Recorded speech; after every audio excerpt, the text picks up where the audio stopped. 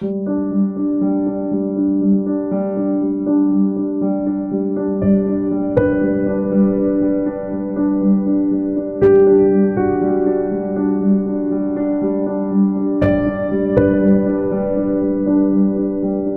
the reason we see plane trees everywhere is because the Victorians introduced them in the later part of the 19th century. They recognised that they were big architectural trees, they could cope with Victorian pollution, and they were very easy to grow. And also they thrived in London. The thing about them is that every year they flake the bark off, and 2017 was a particularly good year for them, so they grew quite a lot and they expanded and the bark flaked, and you can see that in this tree, which has very typical flaking bark, which is also very attractive. Imagine in the 19th century when industrial pollution was making everything go sooty and black. This would have been a really welcome sign in the spring and summer when that flaked off and you'd see that life really had survived through the smog of London. Plane trees, of course, are not greatly loved by hay fever sufferers. No, that's very true, and they're one of the worst offenders if you do happen to suffer from hay fever.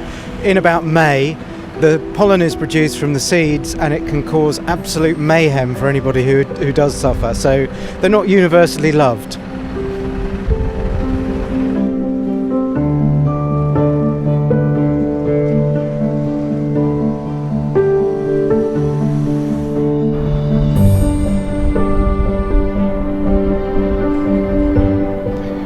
We've turned the corner into Dale Street, which is a great example of a typical London street with a really diverse array of trees.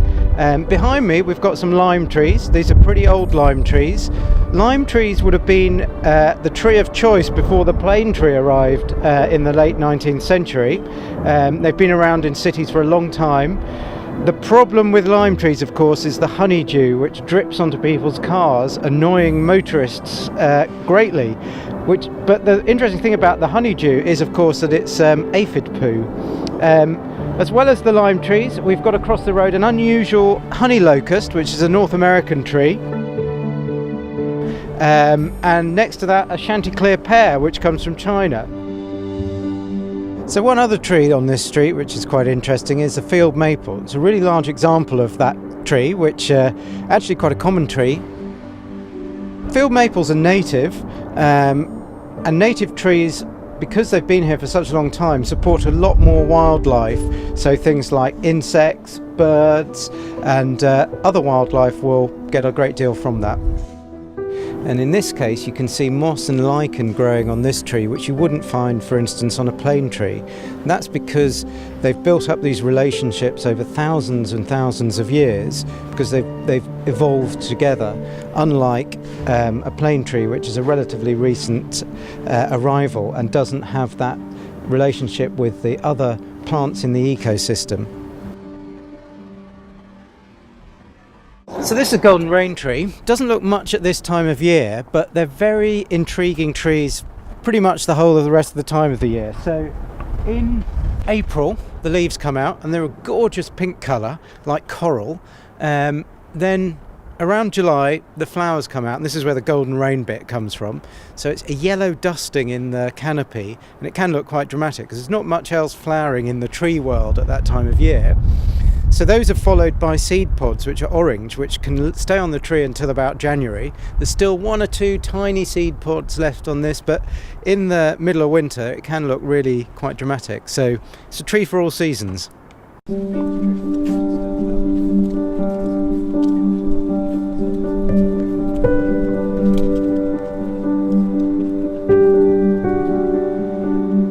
Wow, look at that. Now that's a female ginkgo.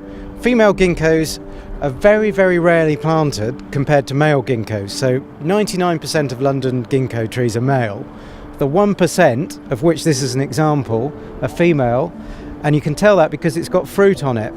And that's also the reason why it's so rare. The fruit absolutely stink, and what it's been compared to, I couldn't repeat.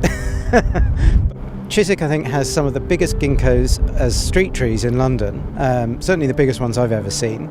And ginkgos are very, very interesting trees, especially I find them very interesting because they are so ancient. They appear in the fossil record from 370 million years ago, so they are older than dinosaurs and survived dinosaurs. That means that they can carry on for another 370 million years perhaps, and they've outlived all the pests and diseases that might attack them. So they've been described to me by one urban forester, the name that's given to the people that look after trees in the cities, as bulletproof. The thing about Chiswick is you've got this great diversity of trees, but as well as that they're mature, which is unusual. Other parts of London they're not mature, and I think that's why it makes you particularly lucky in Chiswick.